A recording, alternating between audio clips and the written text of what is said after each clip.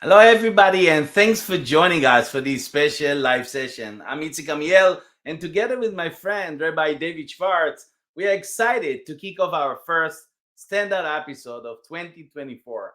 This is collaborative broadcast that brought to you by the American Bar Association International Law Section and The Switch. In this series, David and I will interview an international legal leaders out of our amazing community of the ABA International Law Section members and share new insights, ideas, stories, and strategies to inspire you to help you grow your professional practice or your career. And you're definitely invited. So if you're watching us now, we are live. Hi, David. Thanks for Hey, joining Itzik, me. how are you? It's great to see you. Great to be to seeing you again for the first time. It's going to be one from many of them. And again, if you're joining us, we are live, and please come in. Tell us who you are, where you're diving from in the chat under the video, because we all want to know, including our guests. We all want to know where you're from, and we are not here alone, right, David? Exactly. We really appreciate your being with us. But before we start, I think, David, we owe them an explanation why we named these live stream sessions Stand Out. So do you mind explaining to all Sure. of us? Absolutely. You know, when I think about stand out, I think about a line from the movie The Incredibles. And the enemy in that particular movie was this guy named Syndrome. And he said he was trying to make everybody have superpowers. And he said, when everyone's super, no one will be. But the truth is that it isn't true. There is actually something super special and outstanding about everyone, but we don't often get a chance to see it. And part of what I love about your focus, Itzik, on giving attention is that it makes it much more likely that we can discover what's special about somebody else and learn the lessons that their life has to teach us. Indeed, it's actually interesting. You referenced the fact that I have the title rabbi. One of the ancient Jewish Talmudic sayings that a rabbi by the name of Benzoma said is, "Who's wise? It's the one who learns from everyone." And so that's what this series is really about, is to recognize that we all stand out and we all have an opportunity to stand out. And those lessons of how we stand out are something that we can, hopefully show that, really every member of the ABA International Law Section can stand out, does stand out, and really can be truly outstanding. And I think by now we just build our stage to let them even stand out. So if they cannot build the stage themselves, here you go. We have the stage. Thanks, David. I mean, this is insightful what you're saying. Things are connected very much to the episode that we titled Rising from the Dust. Again, I remind those of you joining, I can see you joining, but I want all of us to see you joining. So please come and let us know who you are, where you're diving from in the chat. And then, of course, if you have a question to our guests during the session, put it there as well, because we would love to ask your question to our guest. But let me Absolutely. give you a bit overview for our listener, David, because a question I think everybody should ask themselves, and I think I want to ask each one of you is: did you ever take the time to do a self-discovery? David, how much do you think that this such a question is important at all? I mean, that any lawyer or any law firm should ask themselves this question. Oh, I mean, I think it's a crucial question, because if you don't do that self discovery, when you get asked for your story, you're not ready. You're not ready to tell it. You don't have a narrative and something to share. And I think, it's like the interview that we did and the discussion about leadership lessons that we were able to share a couple of months ago, I think really highlights exactly that you need to have that. You need to be prepared for it. And without that preparation, you're not going to have a chance to shine the way you would ordinarily. Obviously, and I think one thing is obvious, that in really knowing career planning and the process of self exploration, I think it's whole profound that significance acting as a guidance really to compass for your individual seeking to align your aspiration with really tangible career goals. See, though the vital components of career assessment and introspective analysis, self discovery really paves the way for individuals, really, as you, to uncover this unique strength, the preferences, the ambition, and ultimately fostering you a clear understanding of your professional trajectory and the steps really required to achieve your desired career objective. So for those reasons, we have the honor to have the first episode with Advocate Mandlaena Pelashi. But before we will invite Mandlaena to join us, let us give us some highlights behind the back because we don't like to embarrass our guests. All the beautiful thing, nobody likes David Wright to hear about themselves. So Exactly. we do it behind Well, the back. maybe they do, but there's another Jewish tradition that you say only a little bit of somebody's praise in front of them, but behind their back you can say the full praise. So Exactly. So Mandalena is a business and human rights lawyer based in New York. She's a tribalizer in the field, and she was born actually in Albania and raised in Italy. And she earned a law degree from the University of Milan and LLM in U.S. law from Fordham University and an MA in international immigration studies from the City University of New York. Mandalena is actively involved in the ABA International Law section. She serves as the co-chair of the United Nations International Organization Committee and the communication deputy and the deputy to the chair, David, on social media. Mandalena is also part of the planning committee for the annual conference 2024 and the Young Lawyers Track. If you do not know, it happened this May, and you definitely check it out. We're going to let you know the details. But again, without further ado, let's welcome Mandalena and David and ask her to join us. Let's see where absolutely, Mandalena. Here she is. Hi, Mandalena. Hi, everyone. it's great to see you, Mandalena. It's Thank you very very much great for to. joining us, Mandalena. And we thank you very much for your time and because we're all busy and you have the time to share your story with us. But right away from the start, and allow me, David, just to ask the first thing because I was curious, and you see, I was stumbling on my words. I want to ask you two questions. I'm curious. Probably a lot of our audience maybe ask you this question or never dare to ask you the question. But first, why Mandalena? Where's the G? I mean, we always say Magdalena, right? You see, I always mix it up. And also, what's the origin of this name? But also, why do the story behind this title that you help us shape, Rising from the Dust? Can you explain us more? Well, I promise Mandalena is not a typo, as many of people assume, and is not a misspelling. And even though my name and other variants, as Magdalena, which is from Spain, Maddalena, it's an Italian name, or Madeleine in France, are very well known. That N in the middle, that is what helped me stand out. And it is actually representative of two worlds, an innovative world where I grew up, which is Italy, but also a very traditional one as the one in Albania, where I was born and then I was raised there. So actually, before starting, I would like to invite those that are attending to kind of consider how this title relates to their own story, and maybe to think of those times where you really felt on the ground and that you had to brush off that dust in order to have a clear vision, a clear purpose on your life. So this title is just, it's very fascinating, and I love it. I love it. I'm so grateful that you allowed the title to be the opening for this series. It really and perfectly captures my identity. As you mentioned in my introduction, I was born in Albania, but I was born in a very small village. And in that village, we used to have no paved streets. We didn't have a school. We didn't have shops. And we wouldn't have anything to entertain ourselves. So I grew up playing on the street, playing on the ground, and playing on the field. And I was always covered in dust. And most interestingly, as I mentioned, we didn't have a school, and the next school, the nearest school was in the neighboring village. And just out of curiosity, I went to Google. Um, Nowadays, what is the distance that is calculated to walk from one village to the other? And Google was showing 51 minutes. So we used to walk as children over an hour to go to school. And our shoes, they were always dirty because we used to walk so much.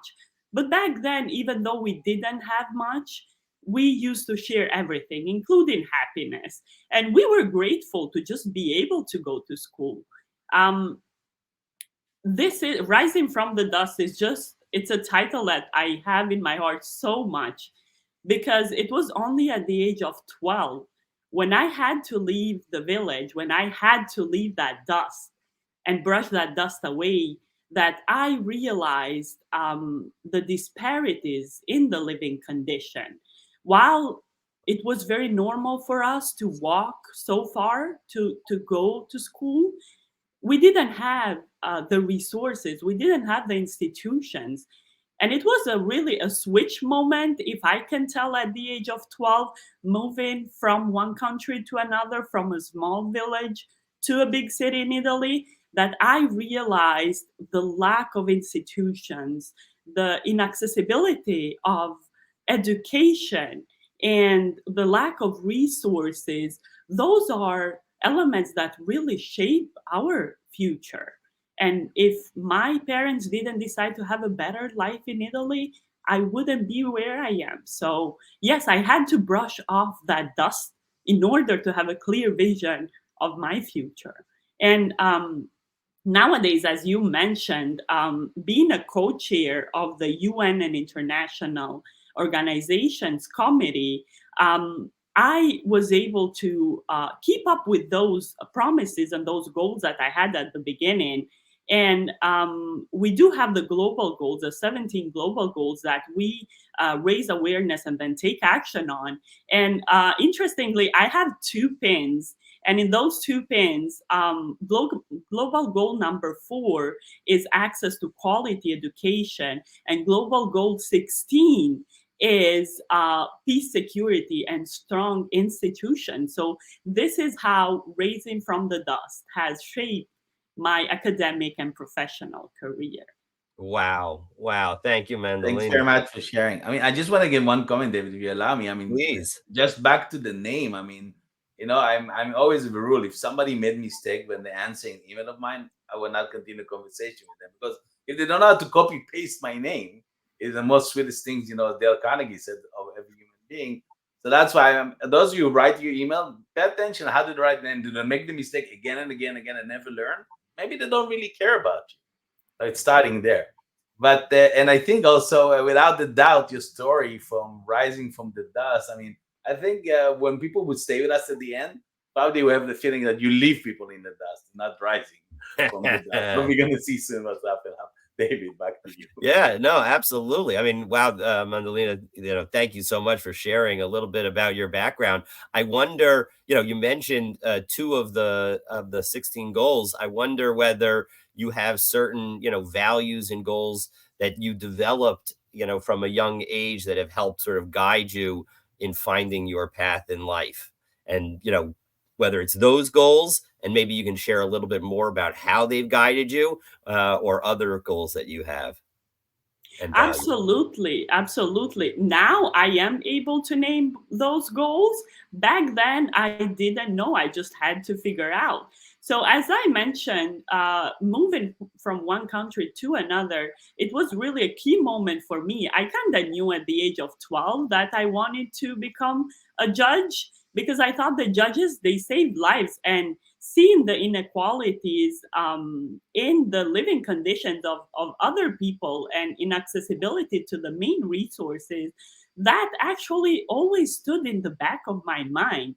So I do come from a very traditional country, and trying to get the best education, that became my main goal. But in the meantime, I wanted to alter those generational stereotypes inside my own community, my Albanian community, but also outside of that. And I can couple my values into 3 main groups. Mostly, I would say determination through courage, persistence through consistency, and integrity through emotional intelligence. Now, at this stage, I am able to give a name to all of those qualities. Back then, as I mentioned, it was a way for me to stand out and to decide to do something different for all of those young women within my community that wouldn't really have a chance to go to school. inaccessibility to the educational system was only one of the obstacles that other young women would face and that I would have faced if I stayed in that village.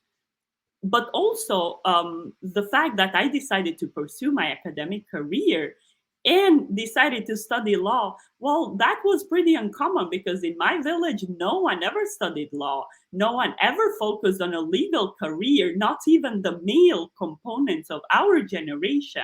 And that was because the system in Albania, we used to have communism. We used to have communism. So the system would not allow people who wanted to pursue an education to continue because that was a threat to the regime back then. So that's why I wanted to change those generational stereotypes. And being an Albanian in Italy in 2003 wasn't easy because back then everyone was considered a criminal. But I became the face of those who are actually Albanian and are good people. And people would be very surprised actually when they would find out that I was studying law, that I understood their system, and the stereotypes, they started to fade away. So this is how I define determination, because even within my family, trying to do something that no one else has done before, you really have to be determined and you need to have the courage to do something else. But I needed to have a very clear vision on what I wanted to do because I had to explain it to other people. And I couldn't allow confusion in myself. They say that you find more freedom in one commitment than 1,000 options. That was my case. I really needed to know which university I wanted to go and to have a clear vision so I could explain it to other people and it could become understandable to my own community. And this is how I persisted in my vocation, in my decision to really take out the best of the educational system from Italy, and why not use that as a platform to launch me to something bigger. So yes, I went to the University of Milan, but before that, I had to show to my parents that I was good at studying. So I was the only one, I believe, Albanian that graduated with 100, over 100 in high school, because that was the easier way for me to get accepted to all the universities.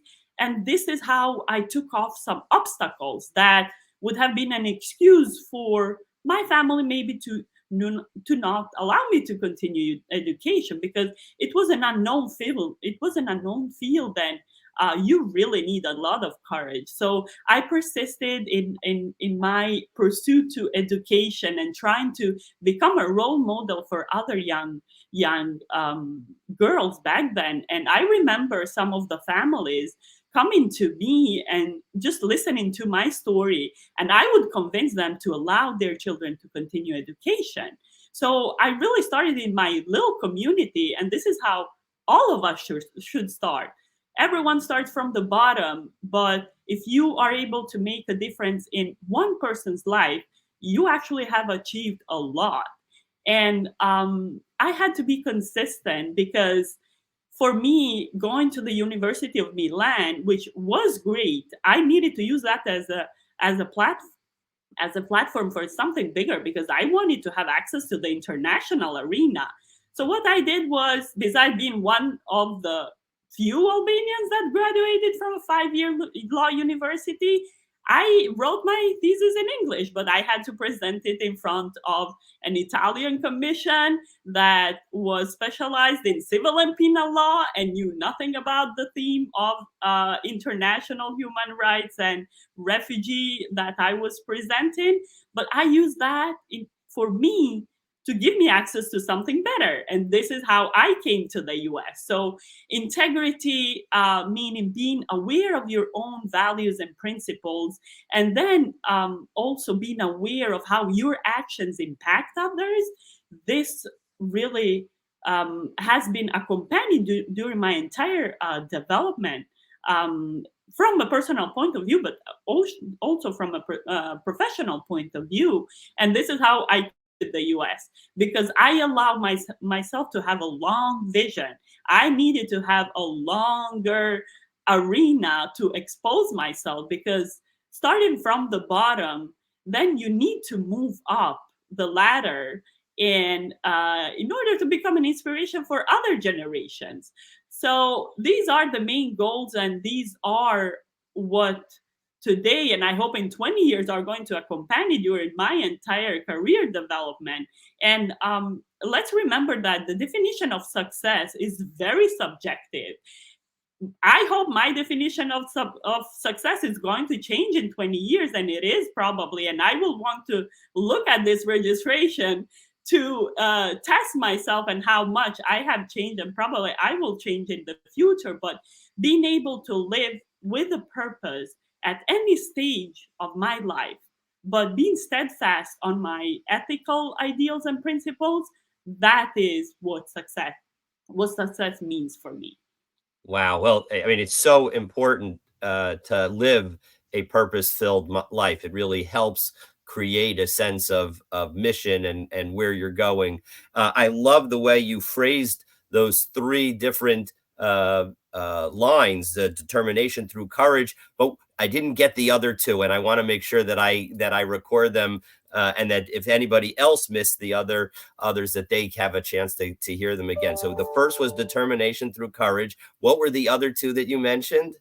The other one was persistence through consistency. You have to be consistent in what you do, but you have to keep going regardless of the obstacles that you have. And life has many obstacles, and you have to brush off that dust many times, and you have to raise from the dust many times. But if you build your own personality and professional personality on solid grounds, then this is how you're going to be persistent in your consistency.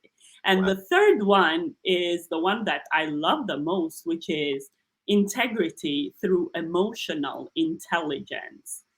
Back then, I had no idea what emotional intelligence was. Now I do. And this is how our path changes us. But integrity has been very important because it is based on your values and on our awareness of those values. We need to be sure that we understand which are those values that motivate us in order to communicate these to the other people. And emotional intelligence is being aware of how your emotions and your actions impact others. Wow. Thank you very much. Thanks, Mandlaena. I mean, I just want to pay attention to those of you listening to us right now. Don't listen to only what she said. Listen to how she said it. Then you learn the authenticity. You see the power. You see the now you know why we say facts tell, stories sell. Because when you tell your own story, it's your own story, and you're only the one who can tell it with authenticity. So that's what we're telling you. You definitely stand out with your story. And Mandlaena is here a message from you from John. He said Mandlaena is a superstar, an amazing friend, and a real go-getter and a maverick at that. So thank you very much, John, for that. Thanks for being with us. Thanks for all of you being with us. We have so many people from all over the world, but we want you to tell us you are with us so everybody can see. So I can see you, Rajesh, and Dana, and David, and Aaron, and Ramal, and Andeli, and Romeo, and Fan, and all of you. We can see you, but we want everybody to see. Put your name, where you're dialing from, because we want everybody to see that you are with us in the room. So thanks for that, Mandlaena. Again, for those of you joining right now, we are definitely live. We are with Mandlaena Pelashi talking about rising from the dust. And I want to from the next question, Mandlaena, if you allow me. I think it's David, right? David. Yeah, let me just ask a follow-up, because those are really three awesome values. And you've not only set up the value, but you've set up sort of how you achieve the value. So can you share a little bit about, like, where did you get that from? Like, who were the people that sort of mentored you and helped you develop these, values, goals, and not only the goals, but the method of getting there, which is really quite impressive?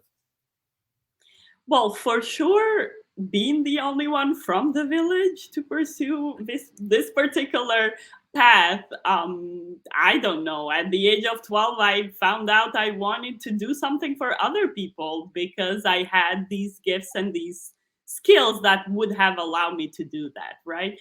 But in order to do so, we need a support system.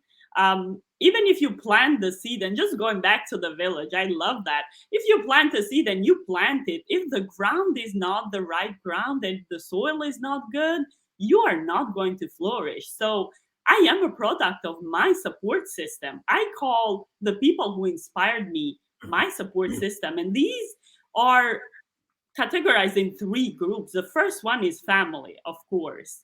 I wouldn't be here if it wasn't for the support that my family gave me. Even though I had to explain to them what I wanted to do wasn't something crazy, it was something that if it wasn't me, it would have been no one else back then. And now I hope to become an inspiration for other people. But so my support systems, besides my family, it's also my academic environment where I actually found an inspiration because I wanted to change the educational system. And the very people who taught me that were my teachers, but also my networking professionals. So my family, it it is so hard to explain to someone what you want to do if you're real when once you're really young, because we don't have a clear vision. I didn't have a clear vision of my future career. I would have never imagined to end up in the US. I didn't know what was beyond that world, beyond that ocean, but I knew that I wanted to do something to not change the world, but change the path and pave the path for other young people to start doing something. And it is not only our profession, which is so beautiful because we get to help the others and to do so many professions within the profession, but also for anything that anyone wants to achieve in life.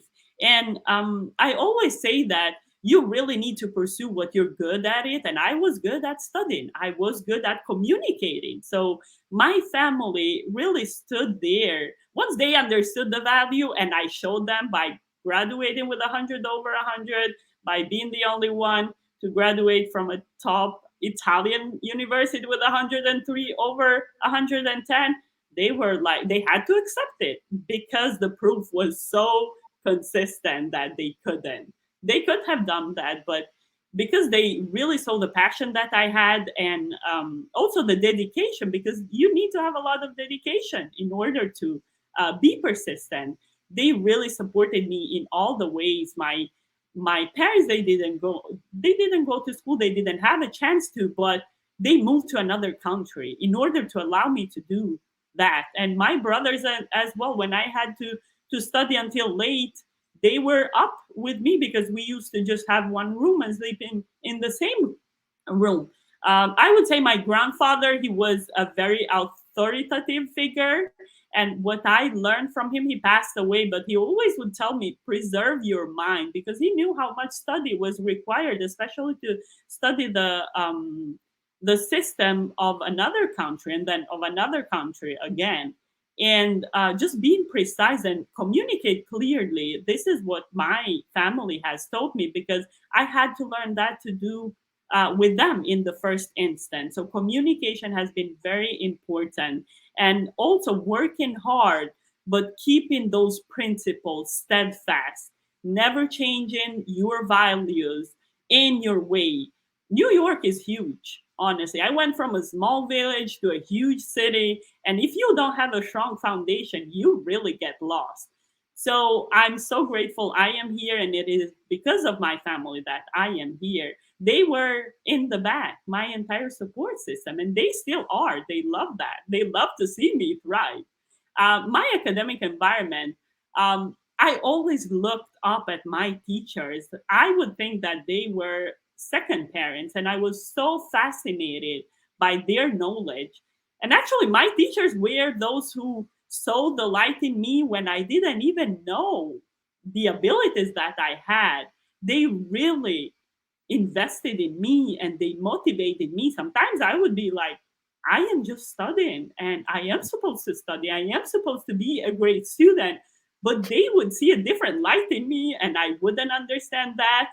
But many of those, and I have so many names, but even my teacher in the village, my teachers in high school, my teachers at university, my teachers here, and professors at Fordham, they always saw something in me that I don't understand, but I guess we all shine a different light, right? And they became my support system. My networking and professional environment, there are so many people, and I am going to say, and I see here, hi from Bogota. I'm so happy there are so many people from all over the world, and being here now, I can see that. If I would have stayed in the village, I would have not even known that there are so amazing people around the world. So thank you so much for being around. My networking is just incredible because it is teaching me a lot, and I see so many people, and when I look at them, I really think I want to be like them in 20 years. I want to still have that compassion and that kindness, and regardless of all the obstacles, because life is hard for everyone and we all go through phases, but just finding a way how to rise from the ground and seeing their kindness and their professionalism, this is what makes me move forward, and I look up to them because I want to be in 20 years like that. I don't want to lose my kindness. I don't want to lose my compassion, because this is what makes us genuine and authentic, and this is how we are able to become leaders and to inspire other people, because we're able to keep our authenticity. Thank you very Wow. much, Mandlaena, for letting us go into your life a bit. I mean, indeed, Alfonso from Bogota saying hello, and more people joining. But again, we are still live. And if you have questions for Mandlaena, now it's the time to ask it, because we're almost at the end of our conversation. David, you wanted to say something before I'm going to ask No, you? no, I'm just so impressed. This is really the fact that you have a good sense not only of where you're coming from, but where you're going to. It's really very, very inspiring. So allow me just to use the last answers, Mandalena, in connection with your last answer, and also to give opportunity to, that David mentioned, was to give attention to people who really deserve it here within our ABILS global community. I think that's what makes it the full circle. So if I ask you now, who are the three people you want to thank at ABA International Law Section and why? What will be your short answer to all of us? I love this answer because I love our section. I found so many people who are mentors and who gave me a space to someone who was the youngest in the room to continue and to expose and receive exposure and receive attention. But I would have not been able to do that if Margaret Taylor, Peggy, would have not introduced me to our section. When I was going to Fordham, we had the International Women's Day, and she was one of the speakers, and she was the one to insist for me and my classmate to go to one of the annual events. Hi, Margaret. I'm so happy. She goes by Peggy, but if it wasn't for her, I wouldn't even be within the ABA. And she really insisted for me to go to the annual meeting so I could meet everyone.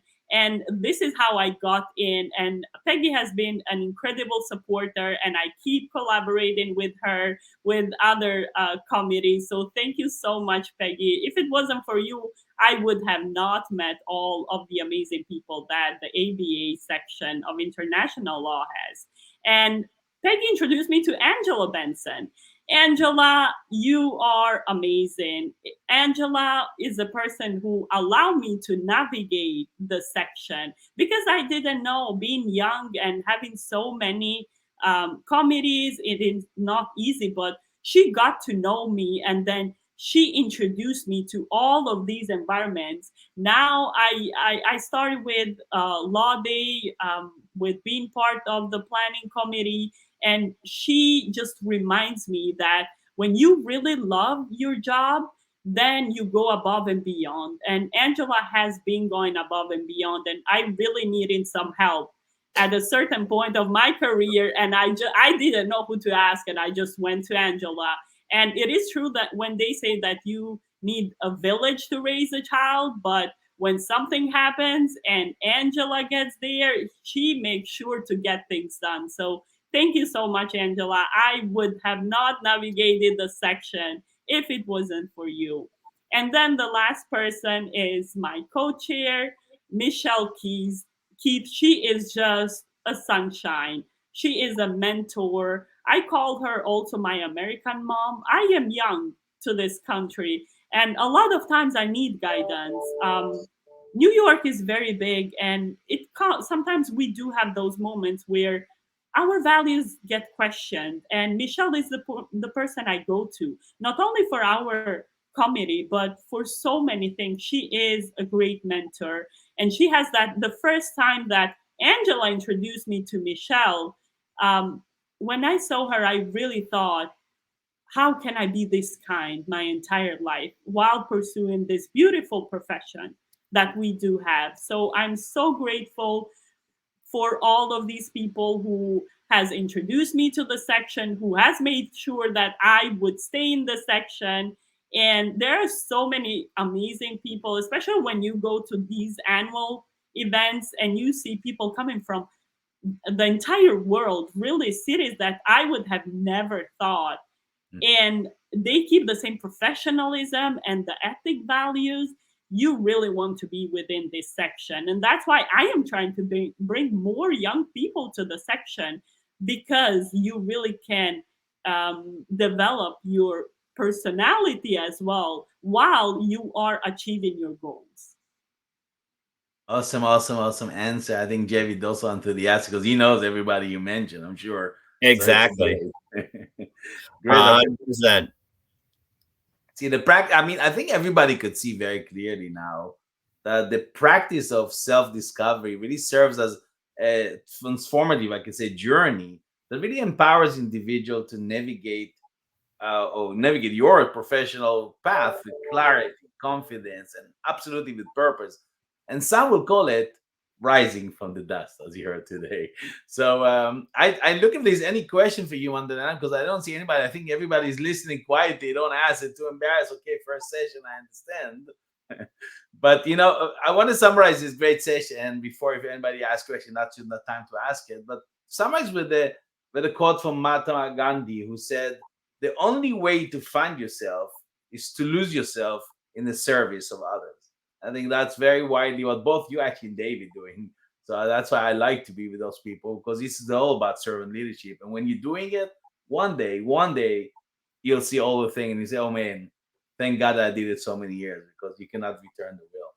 So I think for now, I mean, David and me want to thank you, Mandalena, I for the just want to thank you testimony. again, Mandalena. Absolutely. Thank you, Mandalena. What a treat it has been to hear your story and to be able to really unpack it with you and identify those who have influenced you in from an early age all the way through into your involvement in the international law section.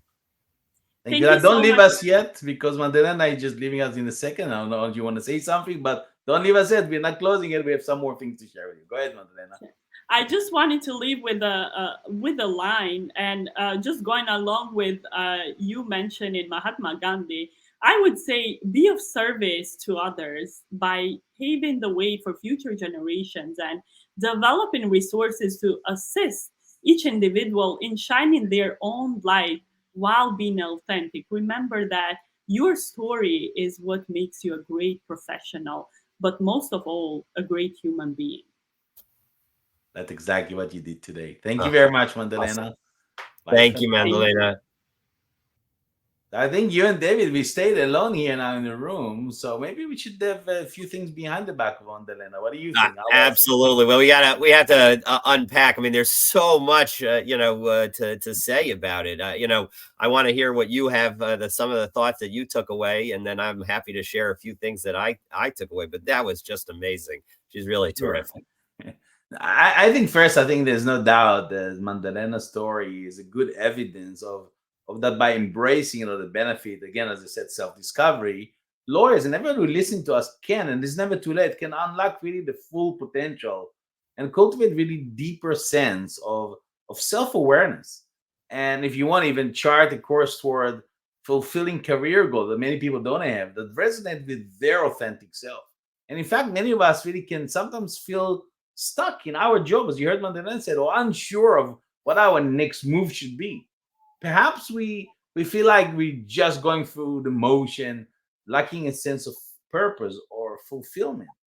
When feeling like this begin to crop up, it is maybe time to really invest into energy into self-discovery at work, like we all try to share something today with you. And I should add to it, it's never too late. So even if you're practicing for 30s, 40s, I don't care. Do it. It's every time is a good time to do it.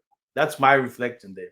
Yeah, I think you're right that often, we have especially in the United States, this culture of a midlife crisis. And I think on some level, that crisis is a crisis of not knowing yourself, not knowing your own story. And if you actually get to know your own story and you do what Mandlaena has done and really lean into it, right? To really lean into that story and develop it and understand, you know the next step of what you're supposed to do, because your story moves you in that direction. And when it moves you in that direction and you share your story with others, other people want to buy in and say, yes, I will support you in that story, whether that's sending you business or doing whatever.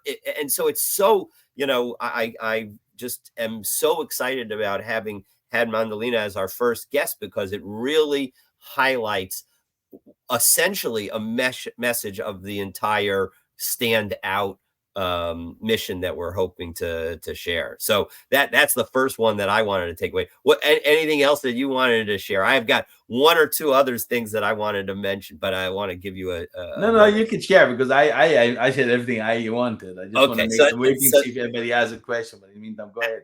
Absolutely. So while people are thinking about questions, another one of the real nuggets that I took away was the following line: freedom through commitment. Freedom through commitment. I can't say enough. Freedom through commitment. It is something that is fundamental to who I am, is that if you just leave yourself all the different options, and we all get this encouragement, oh, leave your options open, leave your options open. Well, the truth is that if you leave your options open for too long, many of those windows of opportunity will close. And so don't leave the options open for too long. Actually, make a commitment. And often making a first commitment will actually open even better windows of opportunity going forward. And so that's the second point that I want to make. And the final is that if you do that, you have to make sure not to miss the various life opportunities that we have. And of course, I can't, this is a joint venture between Switch and the ABA International Law Section, so I can't not note the fact that the ABA International Law Section provides awesome opportunities. I mean, first of all, Mandlaena highlighted three of the awesome mentors that we have within the section. Peggy and Angela and Michelle. I mean, those are just three of the awesome people. The thing I'm most proud as chair of the International Law Section is that if you come to our meetings, or even if you just get involved in our committees, you will find numerous wonderful people who want to help you achieve the goals in your career.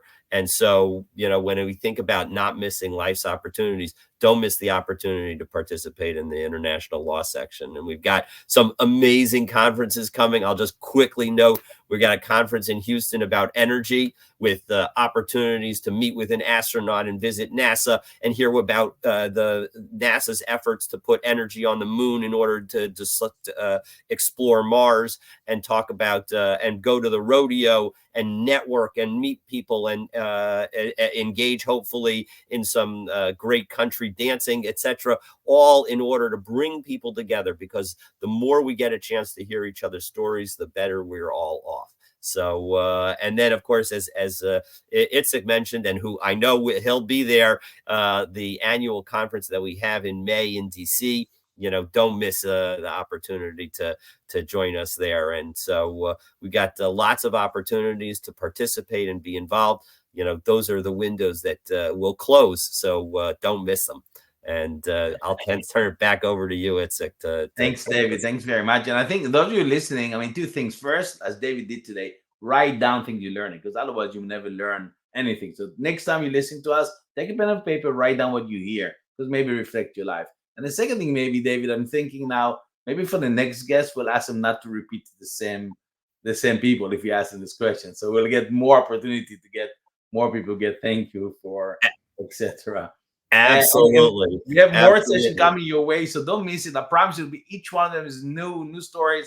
And again, if you want to be one of them, if you're a member of ABILS, write down to David, to me, and let us know that you're interested to be also. It will help you shape your story to stand out in front of everybody else. So now, my friends, it's time to take action. Implement everything you heard from Mandlaena today in this session. Again, we have been here with Mandlaena Pelashi.